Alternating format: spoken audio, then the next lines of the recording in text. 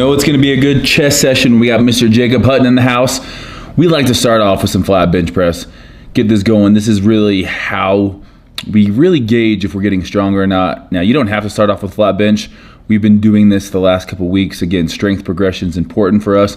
Working off of really 6 reps here, making sure we're going nice and heavy for this first exercise. You know, you need to get stronger in order to get bigger eventually. It's one of those things that a bigger muscle is eventually a stronger muscle because you're able to do more weight in that hypertrophy rep range. But you can see here, working our way up, pyramiding up in weight. I'm really trying to make sure my elbows don't flare out too much here. That's always been kind of my issue. Jake, of course, is just a massive bench presser. From there, we go straight into our decline work. So our decline work, you can see this bench is somewhat at a decline here, just enough to where we're able to do about 8 reps of the same weight we were doing on the flat surface. We're doing here on the decline. Again, decline, we're focusing a little bit more on lower chest. And then this machine, I'm a big fan of the pec deck. This one was even cooler. I've never seen anything like this. The bench is actually at an incline. So it's an incline chest fly machine. And what we're doing is we're supersetting it with our decline. Going nice and heavy on the decline and then going 12 reps or so on the fly. It's just Jake just repping it out. 315, no worries here. Strong triceps. Triceps are gonna be a big factor in bench pressing. So we wanna always make sure that we, use our triceps and that last 1/3 of the movement. You can see we're leaning back. It's because of that incline, getting a nice stretch. I love pec decks that force your elbows to touch rather than your hands because that really is going to get more chest activation. If you can touch your hands and use a lot more anterior delt, but touching your elbow is always going to activate your chest. Again, then we're finishing up here on our decline.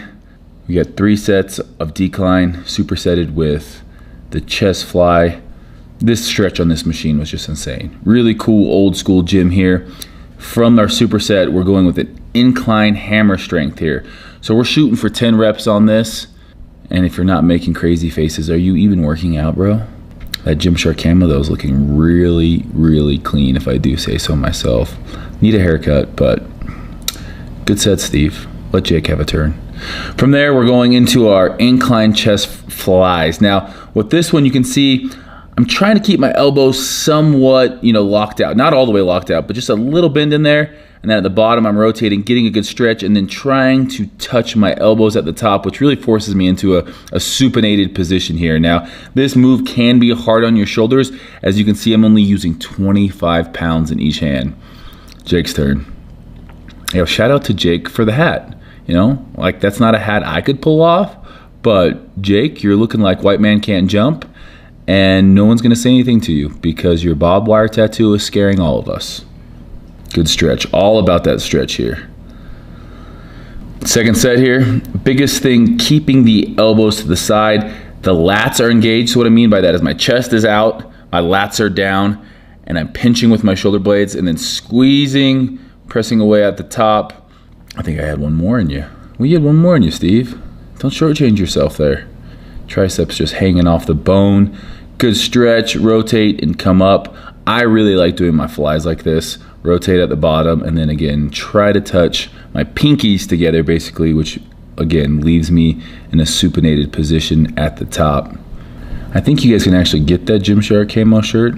It's been up on the site for a minute now. This was my first time wearing it. Again, this gym is about as old school as it gets. Every machine probably is older than me, but it's one of those things that they're just broken in just perfectly now.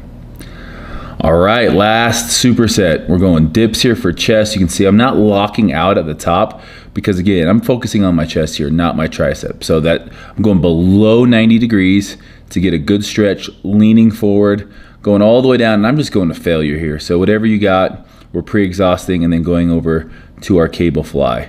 So going down, touching our hands, getting a nice stretch. Again, trying to keep the same elbow angle throughout the entire movement. Stretch, contract, same elbow movement. Jake does his dips a little bit differently than for my chest dips. He's getting a little bit more tricep in there as he keeps his body a little bit more upright. I try to bend over a little bit more. But this is a great finishing movement. We're forcing a lot of blood by supersetting these two movements, and you know, a lot of chest volume today. So this is a day that we focus on strength first, and then we're moving into some super high volume, forcing just a ton of blood into the chest on these last two movements, because you're gonna want to leave with a sick pump. You guys know that, I know that, you know. It's a chest day must. So we hit the strength movements, and then we move on and make sure that we're doing some volume. And that's the biggest thing. Get better. Before you come in and work out, hone in on what it is gonna be that day. If you guys wanna see more of this, check out Fitness Culture's website. Also, obviously, I got tons of videos on my channel. Make sure you guys like and subscribe if you haven't. I'm gonna go get a little shake.